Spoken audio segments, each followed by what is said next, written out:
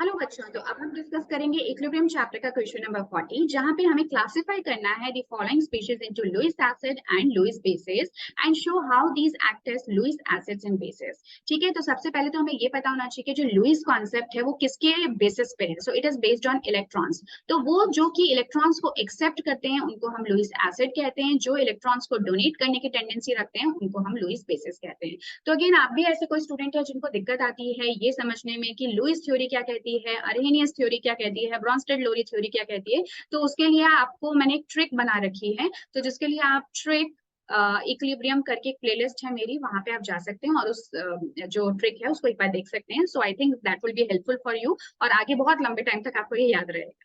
Right? So the species which are given to us are OH minus, F minus, H plus and BCl3। ठीक है, हमें बताना है इनमें से कौन जो है इलेक्ट्रॉन्स को ले सकता है और कौन इलेक्ट्रॉन्स को दे सकता है। बेस्ड ऑन दैट हम लुईस एसिड और लुईस बेसिस को फाइंड करने की कोशिश करेंगे अमंग दीज। ठीक है, सिंपल क्वेश्चन है। तो देखो OH माइनस, देखो यार उसके ऊपर तो ऑलरेडी क्या है, नेगेटिव चार्ज है। इसका मतलब कि ये एक और इलेक्ट्रॉन नहीं लेना चाहेगा, because with that it will become OH2 minus which is very unstable. तो इंस्टेड ये क्या करेगा, अपने में से एक इलेक्ट्रॉन निकालने की कोशिश करेगा। राइट? तो ये क्या करेगा, OH माइनस निकालने की कोशिश करेगा, या फिर वो किसी और ऐसी दूसरी स्पीशीज को लेने की कोशिश करेगा जो कि इस इलेक्ट्रॉन को अपने साथ में ले जाए। ठीक है, तो इसलिए ये क्या हो गया, क्योंकि इलेक्ट्रॉन्स को निकाल रहा है, so it will act like a Lewis base. ये हो गया लुईस बेस। इसी तरह का हम F माइनस की बात करें तो इसके पास में भी एक एक्स्ट्रा इलेक्ट्रॉन है जो कि ये चाहेगा कि अपने में से निकाल ले और किसी तरह से ये जो है F की फॉर्म में एग्जिस्ट करे। ठीक है, एग्जैक्टली F आपका जो है वो एग्जिस्ट नहीं करता, but it has a tendency कि किसी और ऐसी स्पीशीज को अपने इलेक्ट्रॉन्स जो है देकर निकाल सके और एक बॉन्ड बना ले। So again it will act like a Lewis base. लेकिन जो H प्लस है इसके पास में ऑलरेडी इलेक्ट्रॉन की कमी है, तो ये क्या चाहता है कि इसको कहीं से इलेक्ट्रॉन मिल जाए, कोई ऐसी स्पीशीज इसके साथ में आके जुड़ जाए जिससे कि इसको इलेक्ट्रॉन की इसकी कमी जो है वो पूरी हो जाए। So it will act like a Lewis acid. इसी तरह से BCl3 जो है, ये मैं आपको पहले भी ये वाला एग्जाम्पल बता चुकी हूँ। BCl3 जो होता है ना वो एक लुईस एसिड की तरह बिहेव करता है, because it after even after formation of bond, ठीक है, मॉलिक्यूल बनाने के बाद भी जो बी है इसके पास में कंप्लीट ऑक्टेट नहीं है। ठीक है, इसके पास में सिर्फ 6 वैलेंस इलेक्ट्रॉन है। So according to octet rule this is not a stable species. तो हालांकि ये स्टेबल तो है बट इट्स वेरी रिएक्टिव। तो ये चाहता है कि इसको कहीं से क्या मिल जाए, इलेक्ट्रॉन्स मिल जाए, ताकि ये अपने जो कमी है इलेक्ट्रॉन्स की, 6 वैलेंस इलेक्ट्रॉन्स है उनको किसी तरह से ओवरकम कर सके, और इसकी जो 8 ऑक्टेट रूल वाली टेंडेंसी है वो कहीं ना कहीं थोड़ी बहुत फुलफिल हो सके। So yes, it will also act like a Lewis acid. But इन्होंने हमें कहा है कि show how these act as a Lewis acid and base, मतलब कि इन्होंने हमें एक्चुअल एग्जांपल्स जो है वो भी बताने की बात कही है। ठीक है, तो हम लोग कुछ एक्चुअल एग्जांपल्स दे देते हैं। अभी तक मैंने आपको सिर्फ ये समझाया है कि किस तरह से लुईस एसिड और लुईस बेसिस होने की टेंडेंसी रखते हैं। अब हम कुछ एक्चुअल एग्जांपल्स देख लेते हैं। जैसे कि मैंने कहा OH माइनस के पास में क्या है, एक्स्ट्रा माइनस चार्ज है, तो वो एक ऐसी स्पीशीज के साथ कंबाइन होगा जिसको कि वो अपने इलेक्ट्रॉन दे सके, इस एक्स्ट्रा नेगेटिव को निकाल सके। तो अगर ये OH माइनस जो है किसी पॉजिटिवली चार्ज स्पीशीज के साथ में जुड़ जाए, तो देखो इसके पास क्या है, इलेक्ट्रॉन की कमी है, तो ये जो अपना एक्स्ट्रा माइनस चार्ज है वो क्या करेगा, इस H प्लस आयन को दे देगा, एंड बाय दिस इनके ऊपर जो चार्ज है दिस विल बिकम न्यूट्रलाइज्ड। ये क्या हो जाएगा, न्यूट्रलाइज होगा, ना तो अब इस मॉलिक्यूल पे एक्स्ट्रा पॉजिटिव चार्ज है ना ही एक्स्ट्रा माइनस चार्ज है।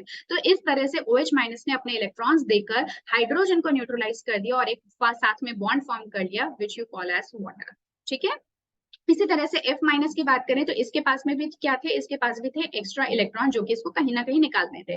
तो इसने एक ऐसी स्पीशीज के साथ में अपना बॉन्ड बनाया जिसको कि ये अपना चार्ज दे सके। और आप सभी जानते हो कि BF3 अभी मैंने आपको बताया था ये क्या होता है, एक लुईस एसिड होता है, यानी कि इलेक्ट्रॉन्स लेना चाहता है और ये इलेक्ट्रॉन देना चाहता है, तो ये अपने इलेक्ट्रॉन्स इसको दे देगा, and by giving out its electron it will behave like a Lewis base. और यहाँ पे आपके पास में एक आयन बन जाएगा, एक कॉम्प्लेक्स आयन बन जाएगा, जैसे कि जिसको कहते हैं BF4 माइनस। ठीक है, तो यहाँ पे क्या हुआ, एक एक्स्ट्रा माइनस चार्ज क्यों आया, क्योंकि जो मेरा BF3 था ये न्यूट्रल था, तो by taking up this minus charge जो ओवरऑल मॉलिक्यूल है that has a -1 charge over it. Is that clear?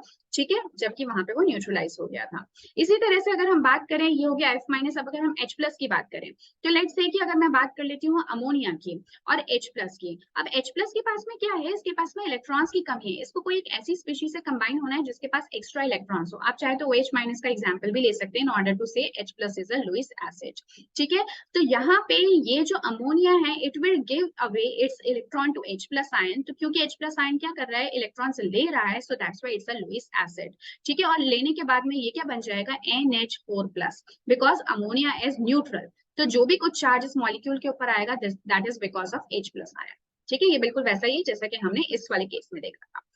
Next अगर मैं बात करूं BCl3 की, तो अगेन हम यही वाला एग्जांपल ले लेते हैं, जैसे अमोनिया है, अगर वो BCl3 के साथ में कंबाइन कर जाए, ठीक है, तो अमोनिया के ऊपर तो क्या होते हैं, एक्स्ट्रा लोन पेयर्स होते हैं, और BCl3 अभी मैंने आपको बताया था कि इसके पास में क्या है, इसका ऑक्टेट कंप्लीट नहीं होता, जिस वजह से इसके पास 6 वैलेंस इलेक्ट्रॉन्स ही होते हैं, even though it is in the molecular form. ठीक है, तो ये क्या करेगा, अपने इस ऑक्टेट को कुछ हद तक फुलफिल करने के लिए अमोनिया से इलेक्ट्रॉन्स लेने की कोशिश करेगा, और जब ये अमोनिया से इलेक्ट्रॉन्स लेगा तो ये एक इस तरह की स्पीशीज फॉर्म कर देगा जिसको कि हम कोऑर्डिनेट बॉन्ड कहते हैं। इसको हम लोग फर्दर बाद वाली क्लासेस में पढ़ेंगे।